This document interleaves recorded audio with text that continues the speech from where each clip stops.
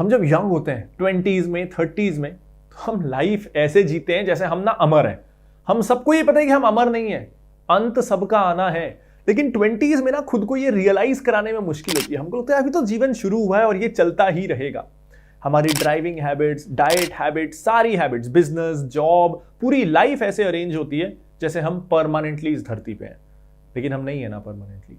और पता है कई बार कभी ऐसे समय हमें कुछ हो जाता है जब एक्सपेक्टेड नहीं होता, जब फैमिली हम पे डिपेंडेंट होती है फाइनेंशियली, हम कमाना शुरू कर रहे होते हैं, पेरेंट्स सोचते हैं अब वो आराम कर सकते हैं, अब हमारा बच्चा, हमारा बेटा बेटी, ये लोग हमारे लिए कमाएंगे। और तब अगर उस समय उस घर के यंग अर्निंग मेंबर को कुछ हो जाए तो घर पे इमोशनल ट्रबल को तो चलो कोई सब्स्टिट्यूट नहीं है, फाइनेंशियल ट्रबल का क्या, अपने घर वालों पे ये फाइनेंशियल ट्रबल क्यों देना।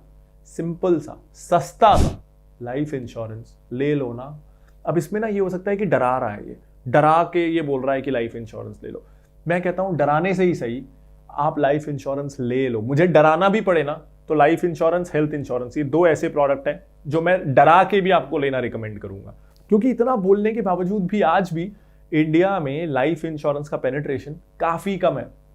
अब देखो, जब आपको यंग एज में आप घर के अर्निंग मेंबर हो, घर आप पे फाइनेंशियली डिपेंडेंट है, जो हम सबके साथ होता है, 20s 30s में हमारे पेरेंट्स रिटायर हो रहे होते हैं तो हमारे पे घर डिपेंडेंट होता है। उस समय अगर कुछ हजार रुपए साल का दे के, अगर भगवान ना करे आपको कुछ होता है तो घर वालों को अगर 1 करोड़ रुपए मिल जाए या इस तरह का अमाउंट मिल जाए तो ये सिक्योरिटी हम अपने घर वालों को दें, ये हमारी जिम्मेदारी है ना। तो प्लीज, अगर मेरे कहने पे आपको कोई 2 प्रोडक्ट्स लेने हो ना, स्टॉक्स आपकी मर्जी, म्यूचुअल फंड्स आपकी मर्जी, लेकिन life insurance, health insurance please ले लो। और अब तो बहुत आसान है कंपेयर करना, चूज करना, ऑनलाइन लेना बहुत आसान है। अगले 5 मिनट में ना मैं आपको 5 पॉइंट्स में फटाफट से आराम से बता देता हूं कैसे खुद के लिए सही लाइफ इंश्योरेंस प्लान आप खुद सिलेक्ट कर सकते हो। किसी के बोलने पे कोई प्लान लेने की जरूरत है नहीं।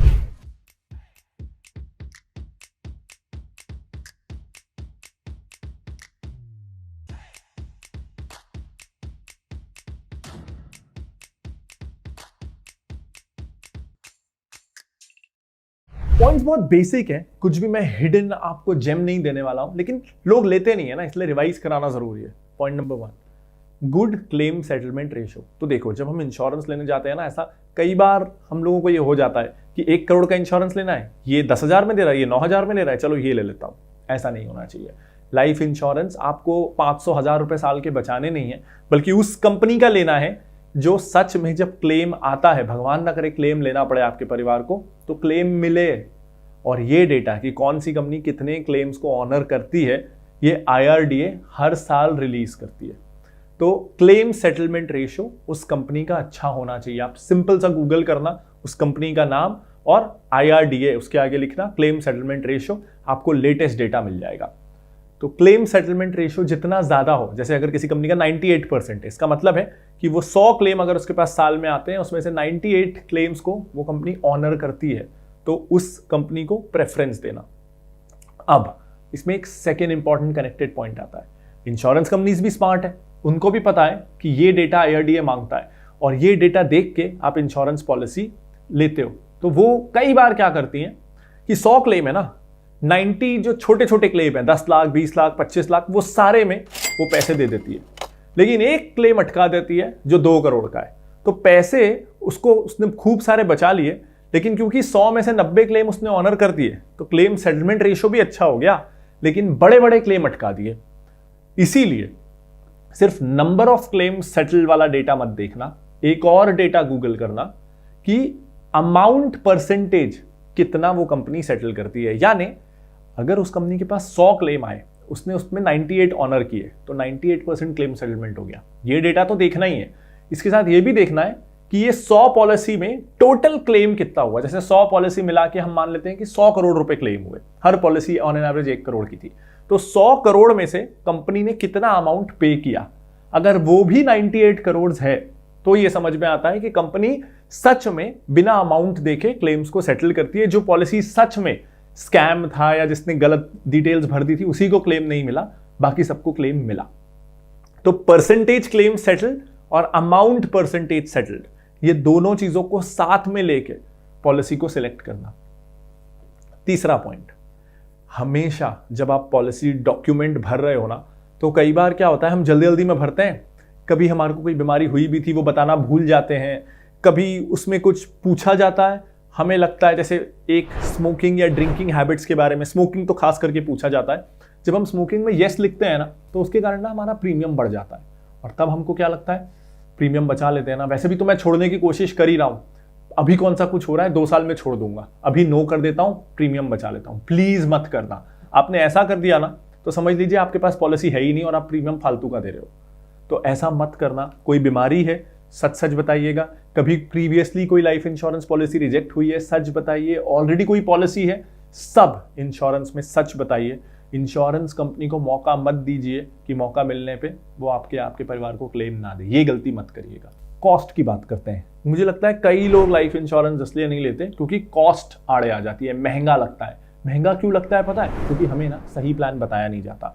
हम सोचते हैं कि 1 करोड़ का लाइफ इंश्योरेंस लेना है और प्लान इतने कॉम्प्लेक्स हो जाते हैं कई बार कि प्रीमियम रिटर्न हो जाएगा, इसको में आपको मनी बैक भी मिलेगा, कई प्लान्स में आपको रिटर्न्स भी मिलते हैं, जिसके कारण ना अगर मैं 1 करोड़ का इंश्योरेंस लेने जाऊं तो उसकी कॉस्ट हजारों, 50,000, 60,000 हो जाती है, कई बार तो लाखों में हो जाती है। और फिर लगता है इतना तो मैं अफोर्ड नहीं कर सकता, इससे अच्छा तो पैसा म्यूचुअल फंड में डाल देता हूं, इंश्योरेंस नहीं चाहिए। प्योर टर्म इंश्योरेंस अगर आप लोगे ना तो वो बहुत सस्ता है, महंगा नहीं है। इनफैक्ट मैं आगे एड ऑन्स डिस्कस करने वाला हूं, सारे एड ऑन्स भी आप ले लोगे जो मैं आपको बोलूंगा, उसके साथ भी अगर आप यंग हो, 25 साल के आसपास हो, तो 15, 16, 18 हजार में ना आपको 1 करोड़ का इंश्योरेंस पूरा का पूरा मिल जाएगा। सिर्फ टर्म प्लान लोगे बिना राइडर्स के 10,000 रुपए से कम में मिल जाएगा। तो अगर आप सिर्फ इंश्योरेंस लेने जाओगे ना तो कॉस्ट बहुत लो होगी। हाई कॉस्ट देख के डरना नहीं है, ये इंश्योर करना है कि आपको कोई गलत प्लान चिपकाया तो नहीं जा रहा है। चौथा पॉइंट, ये मैं खुद भुगता हुआ हूं इसलिए मेरे को अकल आई है, इंश्योरेंस प्लान ऐसा होना चाहिए जिसमें ना आगे जाके, क्योंकि आगे महंगाई तो बढ़ेगी ना, आज हम 1 करोड़ का इंश्योरेंस ले लेंगे, ऐसा लगता है बहुत बड़ा अमाउंट है, लेकिन 10 साल बाद 1 करोड़ की वैल्यू आधी हो जाएगी, उसके 10 साल बाद 1 करोड़ की वैल्यू और आधी हो जाएगी, यानी ऐसे देखूं तो 20 साल बाद 1 करोड़ की वैल्यू उतनी होगी जितनी आज 25 लाख की वैल्यू है। तो ऐसे में इंश्योरेंस पॉलिसी वो लेनी चाहिए जिसमें ना ये ऑप्शन हो कि आप बिना नई पॉलिसी खरीदे उसी पॉलिसी में कवर अमाउंट बढ़ा सको ज्यादा प्रीमियम देके। इससे क्या होता है, एक तो इससे ये फायदा होता है कि आपको दोबारा मेडिकल टेस्ट, दोबारा डॉक्यूमेंटेशन और मल्टीपल इंश्योरेंस पॉलिसीज नहीं लेनी पड़ती। दूसरा, क्योंकि वो ऑलरेडी आपकी एग्जिस्टिंग पॉलिसी में ही एड ऑन हो रहा है तो उसका प्राइस ना अक्सर थोड़ा कम होता है एक इंडिपेंडेंट नई पॉलिसी लेने से, जब आप 40-45 साल के हो तब उसके मुकाबले। तो पॉलिसी में बिल्ट इन ये फ्लेक्सिबिलिटी रहे कि आप समय के साथ साथ कवर बढ़ा सकते हो, यही पॉलिसी लेना बेटर है। मैंने ऐसी पॉलिसी नहीं ली थी जिसके कारण मैंने एक इंश्योरेंस पॉलिसी ली और 5 साल बाद मैंने दोबारा दूसरी पॉलिसी ली, तो ये आपके साथ नहीं होना चाहिए। हर 4-5 साल में हम नई इंश्योरेंस पॉलिसी लेते नहीं रह सकते। पता चला 20 साल बाद मेरे पास 7-8 इंश्योरेंस पॉलिसीज हैं, ये प्रैक्टिकल नहीं है। अब एक और गलती जो बहुत लोग कर लेते हैं फिर बाद में ना एक तरह से पछताते हैं, वो आप मत करिएगा। 2 इंपॉर्टेंट राइडर्स हैं जिसको अपनी पॉलिसी में जरूर लेना। पहला है क्रिटिकल इलनेस राइडर। ये ना ऐसा है कि जैसे जब आप हेल्थ इंश्योरेंस पॉलिसी लेते हो तो उसमें क्या होता है कि हर साल रिन्यूअल होता है, हर साल थोड़ी कॉस्ट बढ़ती है। क्रिटिकल इलनेस राइडर में क्या होता है कि कॉस्ट नहीं बढ़ती, आज ही प्रीमियम फिक्स हो जाता है। फिर अगर आपने 50 साल की पॉलिसी ली है तो 50 साल तक कॉस्ट बढ़ेगी नहीं, हर साल हेल्थ इंश्योरेंस जैसे कॉस्ट बढ़ेगी नहीं। इसका मतलब ये नहीं हेल्थ इंश्योरेंस नहीं लेना है, दोनों का यूज केस अलग अलग है। क्रिटिकल इलनेस में क्या होता है, कुछ जो बहुत गंभीर बीमारियां हैं जो उस लिस्ट में हैं, वो अगर आपको होती है तो हेल्थ इंश्योरेंस जैसे जितना हॉस्पिटल का बिल हो रहा है उतना पे नहीं होगा। अगर आपने 25 लाख का क्रिटिकल इलनेस राइडर लिया है, जैसे ही वो बीमारी डायग्नोस होती है आपको लम सम वो कंपनी 25 लाख रुपए आपके अकाउंट में दे देगी। तो लम सम पैसा मिल जाता है गंभीर बीमारी के इलाज के लिए। और इसमें क्योंकि हर साल रिन्यूअल या हर साल प्रीमियम बढ़ रहा है, नई पॉलिसी लो, वो सब भी नहीं है, तो इसलिए ये एक राइडर आपको जरूर लेना चाहिए। इसके अलावा होता है एक एक्सीडेंट बेनिफिट राइडर। अगर एक्सीडेंट के कारण आपको कुछ हो जाता है या आप डिसेबल हो जाते हो, भगवान ना करे ऐसा कुछ भी होता है, तो एक्सीडेंट राइडर ना बहुत सस्ता होता है लेकिन उसमें बेनिफिट काफी एक्स्ट्रा मिल जाता है। जैसे क्या होता है, अगर मैं 2 करोड़ का लाइफ इंश्योरेंस लेने जाऊं तो मेरा प्रीमियम डबल होगा, लेकिन अगर मैं लाइफ इंश्योरेंस 1 करोड़ का लूं लेकिन एक्सीडेंटल डेथ बेनिफिट मैं 2 करोड़ का ले लूं तो मेरा प्राइस बहुत कम होता है, लेकिन एक्सीडेंट से अगर आपको कुछ होता है तो आपको डबल अमाउंट मिलेगा। तो ये भी एक अच्छा तरीका है, एक पर्टिकुलर रीजन से अगर कुछ हो रहा है तो आपकी फैमिली को डबल अमाउंट मिले, ओवरऑल प्रीमियम डबल ना हो, वो करने का। तो ये भी एक ऐसा राइडर है जो आपको यूजुअली ले लेना चाहिए। अब इसके बाद एक सवाल आता है कि किस किस के लिए लाइफ इंश्योरेंस लेना चाहिए। तो लाइफ इंश्योरेंस ना जिस इंसान पे डिपेंडेंट है और जो घर का अर्निंग मेंबर है उसके लिए ही आप लेते हैं। तो अगर आप घर में पैसा कमा रहे हैं और आपके बच्चे हैं, आपकी शादी हो गई है या शादी होने वाली है, उसका प्लान है, बच्चे होने वाले हैं उसका प्लान है, तो आपको लाइफ इंश्योरेंस लेनी चाहिए। कई बार मैं कुछ फैमिलीज में देखता हूं कि अपने बच्चे का 8-10 साल का बच्चा है, 4 साल का बच्चा है, उसका लाइफ इंश्योरेंस ले लेते हैं।